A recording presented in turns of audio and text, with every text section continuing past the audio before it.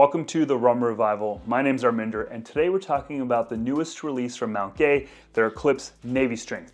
Now this is a limited release that is currently only available here in the US. Now I'm going to be trying this rum in a bunch of cocktails with a guest, but before we do that, let's talk about this rum. Though if we are going to talk about this rum, we actually first need to talk about the original Eclipse. Now this is a blend of column and pot still rums, and given the pricing, it's around $20, most of the rum in here is column distilled. Now the youngest and probably the bulk of the rums in here are 2 years old, though there are some rums in here that are aged up to 5 years. Now the Navy Strength is the same Eclipse that you know and love, or hate, or are indifferent to, but there are a couple of differences. First, it's priced about $10 more at around $30, and secondly, and most obviously, it has a higher ABV. Now the original is 40% ABV, and this one is 57.1%. That's quite a jump. Now technically this actually isn't Navy Strength if you're going by the British Royal Navy. That would actually be 54.5% ABV, though mountgay says they're using what the US refers to as Navy Strength, but either way, I'm not gonna get into all of that. Now the third difference that I've been told from folks in the know is that while it is the same blend of rums, some of the rums in the blend are slightly older. I imagine the bulk of it is still 2 years old, but instead of some of the oldest rum being around 5 years, maybe it's like 6 or 7. All right, so enough technical stuff about this rum. Let's do something fun with it. Come on, follow me. All right, so this is my kitchen, and since this is a mixing rum, I figured it'd be good to kind of try this out in a bunch of different cocktails. Now, this isn't really like a cocktail tutorial video or a cocktail making video. Think of this as more of a tasting video, right? We're gonna try this out and see what kind of cocktails it works really well in, which ones it doesn't really work well in. And since it's always more fun to drink cocktails with a friend, I figured I'd bring on a guest to help me get through this bottle. And I can't think of anyone better suited to the task than someone who makes a lot of cocktails on YouTube, and that's Derek from the Make and Drink YouTube channel. Come on down, Derek. Hey, Arminder, thanks for having me. Thank you for coming, really appreciate it. Why don't you tell the fine folks at home, what you do on YouTube and what your channel's all about? So my channel's really focused on tropical cocktails, tiki cocktails, and then of course, rum cocktails. So that could be historic ones or modern ones, but really exploring basically all tropical and rum cocktails. If you don't follow Derek, which I can't imagine, you probably do, but if you don't, definitely go to his channel and watch his videos and subscribe. What I'm wondering, Derek, is how familiar are you with the original Eclipse? Is it something that you mix with a lot at home or even for your videos on YouTube? I would say I don't use it a lot. I have a bottle of the Eclipse. That bottle, if you see me use it, I probably had it for several years. That was kind of like, I think the first, even though it's under $20, it was kind of the first like real rum that I probably had on hand. Supposedly the original, which I actually have right here in this drawer, I always keep it in there, OG, some version of Eclipse has been around since around 1911.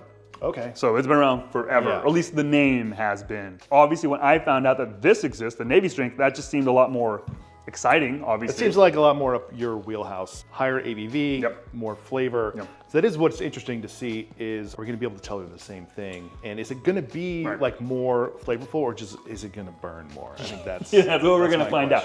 And I think enough beating around the bush, why don't we actually get around to actually maybe trying these neat and compare them to see what we think, yeah? You wanna start with the regular, so that's the original. All right, well, here man, cheers. Cheers. I get a little bit of citrus. It's fairly thin. I don't pick up a lot of complexity here. It has the aroma and the taste of, I think, like a decent cocktail mixer. It's better than I remember it being. I remember not really caring for it, frankly, for the original Eclipse, but. Yeah, I mean, sometimes things just taste better with the company that you're with. Oh, is that right? Yeah, okay, yeah. In terms of tasting notes, like a light caramel. Yeah. I am getting a little bit of char. Why don't we move on and to actually try the Navy Strength and see what that's all about. Oh, immediately on the nose, there's just far more like stronger caramel notes. Yeah, it's like everything got bumped up. Yeah. Okay. Yeah, I mean, you gotta imagine what's the difference of 17% ABV. It's very apparent that there's a lot more going on here. I'm getting caramels, like a salted caramel. I'm getting that char. It's a little more pronounced, but I don't know if you're picking up, but I'm picking up a little bit of like saltiness or. Yeah. Right? I like tasting with you because the things that I can't articulate, there is a saltiness, but it's not, you said it right, a salted caramel. It's not briny. No, right, yeah. It just has this, it's like on your tongue, like a little tingle. Yeah, a little tingle, I like that. Yeah, I mean, if we're comparing the two, I'm gonna always reach for this if I'm trying them neat. If I'm looking for something to sip on, there is still a little bit of harshness, I wanna say, to this, so it's not something I feel like I'm really gonna reach for, you know, if I've got plenty of other sipping rums. Doorly's 12-year is a $30 bottle, around there. Might be sometimes a little cheaper, sometimes a $1 or $2 more. That's probably a little bit more rounded, has a little bit more oak note to it as well, which I think will help it as kind of a sipping rum. I think what we should do to really give this a fair shake, if you will, is make and drink some cocktails with this. Nice play on words. Yeah, see what I did there? Okay, so we've got our first round of cocktails. You know, if you're gonna go with any kind of cocktail with the rum, I think you kind of have to start off with a daiquiri, right? Classic rum, lime, sugar combo. Maybe on camera, we're not gonna finish all these drinks. Off camera, a whole different story. Well, who knows, right? We'll see what happens. All right, well, cheers, man. Cheers.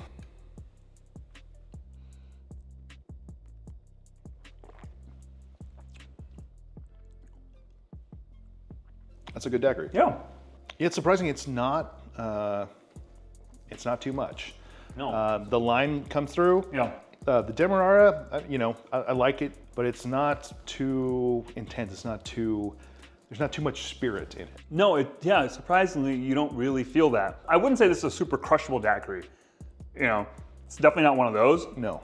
It's also one that you're going to want to finish when it's nice and cold. You're not going to want to let this sit around for too long. Oh, yeah. I don't know. I'm tempted to have more sips, but it's also like, I've already, like, haven't had the few sips of that and then that. It seems like, oh boy. In a daiquiri, I think it definitely passes. Like, if we're looking at, does this work in a daiquiri? Yes. All right, so that is the daiquiri. Let's move on to the next cocktail. All right, so the next cocktail is something I figured, you know what, let's stick to just as few ingredients as possible, but let's do a spirit forward application. So we went with a Rum Old Fashioned. Cheers. Cheers. I mean, it's an old fashioned, so it's like, it is much more spirit forward than the daiquiri, obviously. I mean, it tastes better than most, you know, rye or bourbon. Oh, here we go. Yeah. I would agree too, honestly, yeah. I mean, we've got vested interest in this, obviously, but a Rum Old Fashioned is so much better than like any kind of whiskey old fashioned, frankly. And I was like into old fashions in the mid 2000s. Sure, weren't we all? I was obsessed with Mad Men, so but I made the mid-century style with the, you know, orange and maraschino cherries. That was what got me into all this. But was it really? Was that like your origin? That's my origin cocktail? For that cocktail. Okay. Yeah. It's not super complex. There's not like a ton of overwhelming like flavors going on. But I do think, like, and if I've said this before, I'll keep saying it again. Sometimes we go too far into the like wanting those big, bold, flavorful things. Yeah. And sometimes it's just nice to have something that, you know, tastes like rum. It's spirit forward. We have that high ABV. You know, it's enjoyable. There's nothing wrong with it at all. And this and the daiquiri are probably really good use cases for Demerara syrup because the rum is not like super flavorful, which is fine. So you're adding a little bit more depth there by using a Demerara syrup instead of just using simple, because that would just, you'd just be tasting really the rum and then a little bit of the bitters. You know, when I, like something that's longer age, like a Appleton 12 or Doorly's 12, Eldorado 12 or 15, you know, you're getting a lot more like stronger, maybe barrel influence. Yeah. You're not really getting that here. Yeah, this definitely is maybe lacking a little bit in that. All right, so for our third cocktail, I figured, you know what, we still want to keep it simple, 3 ingredients, but because we are using a rum from Barbados, we kind of have to make a corn and oil. Yeah. And I'm also using Derek's fancy and drink glassware. Look at that. I love the last glass we used, but this one is just even better. Yeah, next level if you ask me. Well, there you go. Cheers, bud. Mostly what I'm picking up is like the falernum. Yeah, you're getting the falernum you used. And I'm using the Maggie's Farm falernum, which is really ginger forward. Yeah, lots of ginger, some clove. Yeah. It's not overly sweet. If you were to give this to me, I wouldn't necessarily tell you, hey, this is Eclipse Navy Strength. I think it kind of gets lost in that regard, but I think part of that is the falernum is such a powerful ingredient. Out of the 3 we've had, now that I'm having more, it feels like the booziest of the It does, doesn't it? 3. The one thing, I don't want to say that I'm missing it here, but I'm noticing it more, is the lack of oak. You know, it's kind of coming up here as much as it did when we were just tasting it neat. You know, it's still a very drinkable drink, you know? I mean, we've already kind of I've crushed about half of it. All right, for our 4th drink, we went with something that, one, had a lot more ingredients than all the other drinks that we've made to date, But also, this drink specifically calls out for mountgay Eclipse, Yes. which I thought was really interesting. So this is the Autumn Daiquiri, and you've actually done a video on this before, haven't you? Yeah, this is one of the first videos I did was this cocktail. And then actually, I did it again a few months ago because, as we talked about, like mountgay doesn't get a lot of love, but the Death and Company book calls for Eclipse in a lot of drinks. This is from Joaquin Simo. You know, you get Angostura Bitters, pineapple juice, Demerara, and the Eclipse. Cheers. Cheers. Yeah. Oh, that's delicious. really good. Yeah.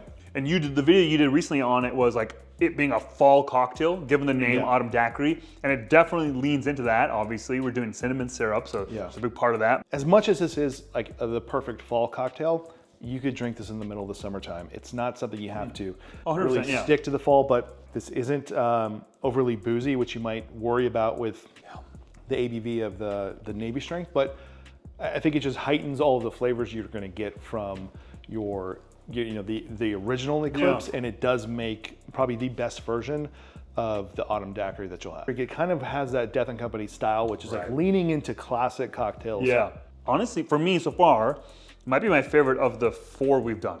Like an appley-ness going on there too. And sometimes I think it's just having cinnamon and sweetness kind of like makes you think of like caramel appley type stuff. You're right, caramel apple for sure, like a caramel covered app. You're a caramel guy or you're a caramel guy?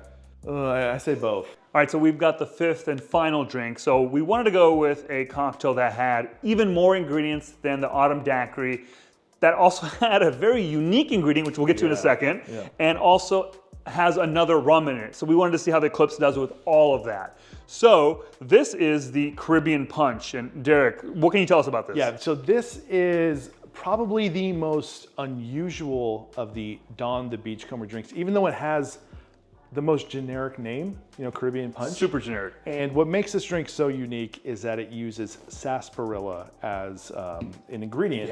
Not root beer, but sarsaparilla. Yeah, it's 1.5 ounces of sarsaparilla. It's a lot. I've got my notes here because I think it's worth reading all the ingredients. I will, they'll be in the description, you'll find all this stuff, but I think it's worth calling out.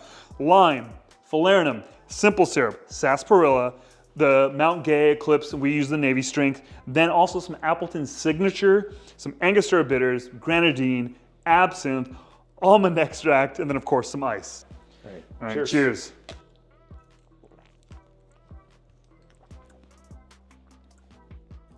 Okay. I mean, it's not chaos. Yeah.